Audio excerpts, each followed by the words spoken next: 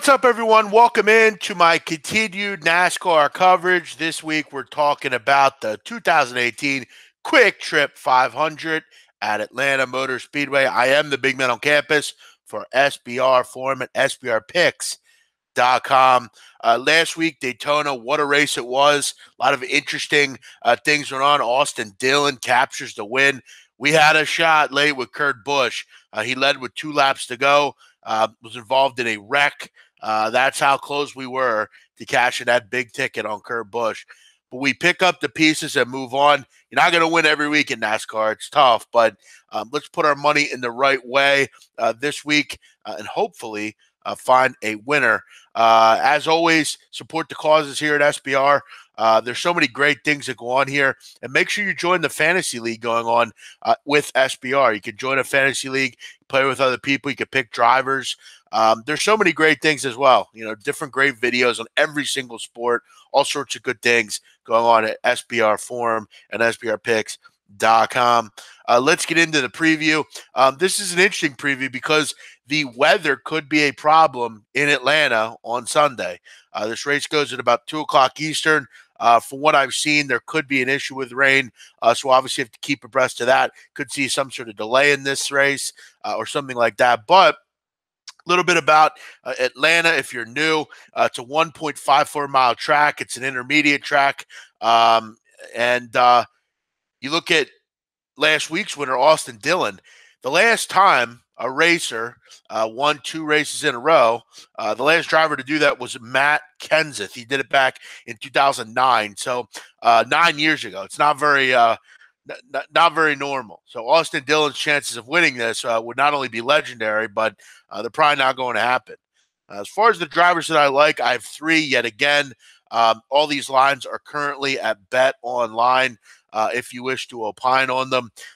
These are drivers that I'm personally wagering on. We're getting good prices on all of them. We'll start with first driver. I'm going to go with Martin Truex Jr. Had a pretty good showing last week in Daytona. I believe he finished 12th. He had, he raced pretty well for the most part and had a good day and was able to get through it without, wrecking, which is something at Daytona that, if it happens, you got to feel pretty happy. Martin Truex is one of my picks at plus 450. Not great, not a great price here, but in my opinion, I think he's the favorite in this match or in this race. You look at it in his career, he's won of the last 11 1.5-mile races in NASCAR. He's won 7 of them. And that's pretty unbelievable last season. He was on fire at intermediate tracks. And a guy in this race that I have to look at, his average finish in all 11 races, he finished at 2.5. So he was in the top 3 average in intermediate 1.5-mile races. He's long overdue, to kind of, put his stake on this season. He didn't race well last year or last week. He finished 12th, but, he should have been better. He wants to kind of continue to feed off of his Cup Series win last year. Martin Truex has to be a favorite for me. And at plus 450 and him being the favorite, I'll take a shot with him. I think he's the guy that will win this race. Let's look at 2 others, and I think tremendous value on the 2 others.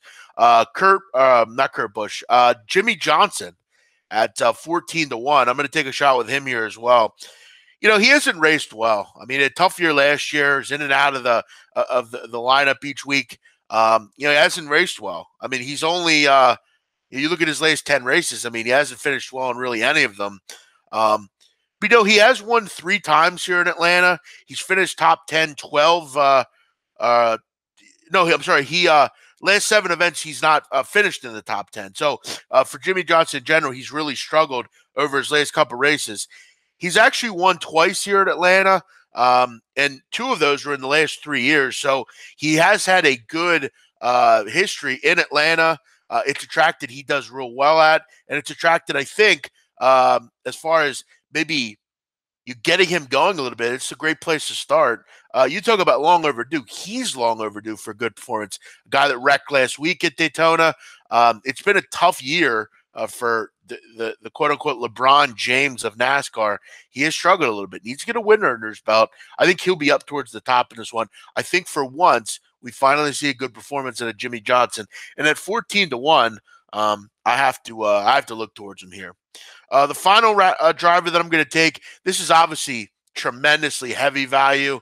But when you get a driver of this caliber at this price at this track, I don't see how you don't take a shot with it. I'm going to go Kurt Busch again, 50-1. Um, in his career, he's won 3 times at Atlanta. He's finished top 10 12 times. And you look at the last 4 races in Atlanta, he's finished top 4 twice. So he's actually had really good success here, not only in his career, but lately. Finished, if not for a wreck last week, he may have won that race. We might have cashed a big ticket. I think we're going to be right involved again here. He's a good success. He still is a guy that has it. And you look at his brother, for instance. His brother has, one of the better numbers here at this track, but he's only 5-1. Give me Kurt at 50-1. I definitely think he can have a go here at this one. I mean, I thought he surprised last week. Don't think it's surprising that he surprises again here. And at 50-1 with his success lately, I got to take Kurt Busch at 50-1. So 2 things here. One of which, take a look. Weather could be an issue. This one might be delayed. We might see a night race. Who knows? For me, the 3 drivers I'm going to go with, I'm kind of going with 3 older drivers, 3 guys that have been around the block, but 3 guys we know can still race. They're still high-level drivers, and have all had a ton of success here at this track. That's what NASCAR's all about, going with what makes sense and just kind of sticking to the script. You're not going to win every week. If you go into NASCAR thinking, hey, I'm winning this week, that's a great way to think about it, but it's just not normally feasible. You bet NASCAR if you're up. That's how I look at NASCAR. If you're, let's say this week you're down 800, you got to pay your bookie Monday morning, or you're low in your balance on your account online, or you need to reload, looking at NASCAR and saying, ooh, I'm going to win this week.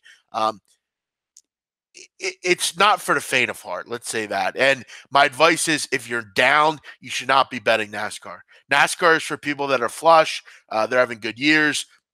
Considerably people like me that have had a good year in other sports, and you want to put your money to work. Let's say I put $200 down on each driver here. I mean, if I cash on Kurt Busch, I'm getting fucking paid. If I lose, I put my money in the right spot. Hey, let's say I cash at Truex. I make let's say what, $850. I walk away with $650 after expenses. I watched a race. I had an edge. I had fun. So yeah, NASCAR is really valuable if you know where to look, and going with drivers that make sense makes sense.